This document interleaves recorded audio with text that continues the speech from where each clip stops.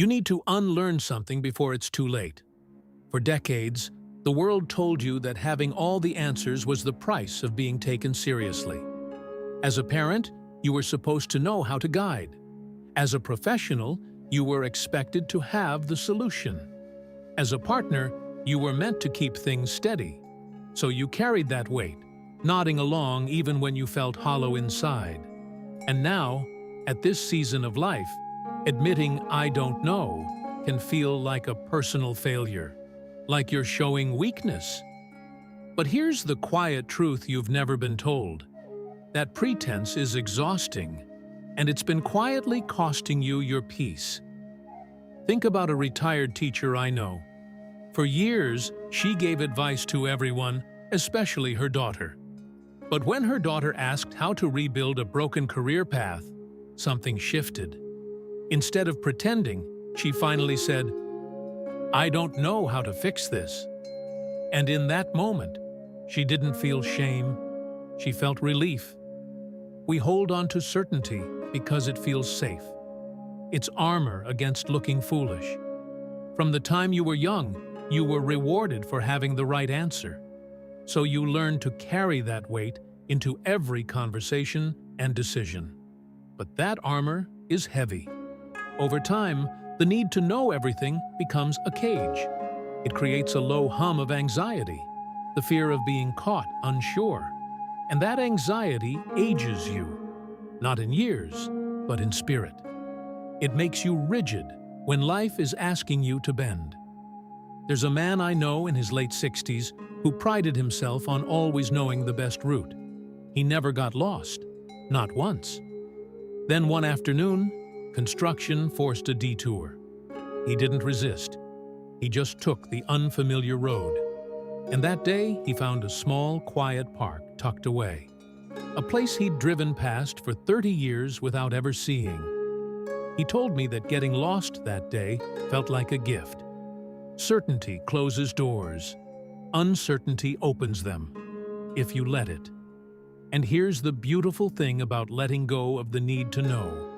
It opens you up to becoming a beginner again. There's a quiet strength in admitting you're still learning, especially at this stage of life. I think of a grandmother who, at 72, decided she wanted to learn to paint. She had never held a brush before. One day, her grandchild came over and watched her struggling with a landscape. The child asked, "Grandma, do you even know what you're doing?"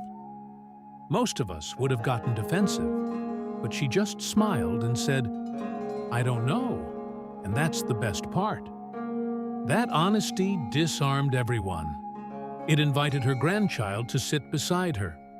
Together, they experimented. They made mistakes. They laughed. She didn't need to be an expert. She needed to be present.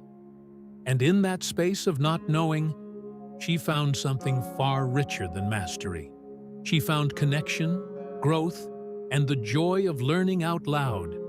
And this same honesty can transform something you might be struggling with right now: your relationships.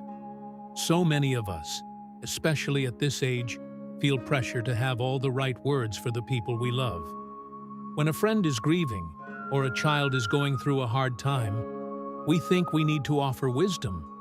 We think we need to fix it. But here's what I've seen happen when someone finally lets that go. There was a woman I heard about, a widow, who had a close friend going through a loss of her own. For weeks, she tried so hard to say the perfect thing. Nothing she said seemed to help. Finally, one afternoon, she sat down with her friend and said, "I don't know what to say to you, but I'm here." That simple admission changed everything. Her friend didn't need answers. She just needed company. In that moment of shared not knowing, their connection deepened into something more honest and truly comforting. And this quiet strength of not knowing, it's not just for grief. It's for the uncertainty that creeps in about your own future. The health questions that don't have clear answers. The financial unknowns. The wondering, What am I even supposed to be doing now? I think of a man I heard about who spent years planning every detail of his retirement. Spreadsheets, schedules, 5-year projections. And when retirement came, none of it matched reality. His health changed, his plans fell apart, and he found himself sitting with this massive, uncomfortable, "I don't know." So he stopped trying to know. He started a small garden instead. Nothing grand, just some seeds in the ground. He didn't know if they'd grow. Each day, he watered them anyway. He pulled weeds. He watched the light shift across the soil. And slowly, something shifted in him too. That garden taught him what planning never could. Life doesn't thrive on predictions. It thrives on presence, on showing up, not knowing the outcome, but trusting the act of care itself. And here's where it gets beautiful. When you finally drop the need to have an answer for everything, you don't become empty. You become open. Open to something you can't force. Intuition, creativity, new information. Think of a woman who spent her whole life forming opinions on politics, on neighbors, on the best way to fold laundry.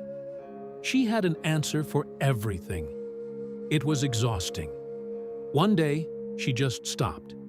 She started listening instead. Listening to her daughter's quiet voice. Listening to the wind. And without trying, she discovered poetry. A love that had been waiting for her all along. You see, this is manifesting through surrender, not control. You don't command what you want by clenching tighter. You let it find you. The moment you say, "I don't know," you're saying, "I'm ready to learn something new." And that's when the real knowing begins. So here's the truth that changes everything. You are not lost.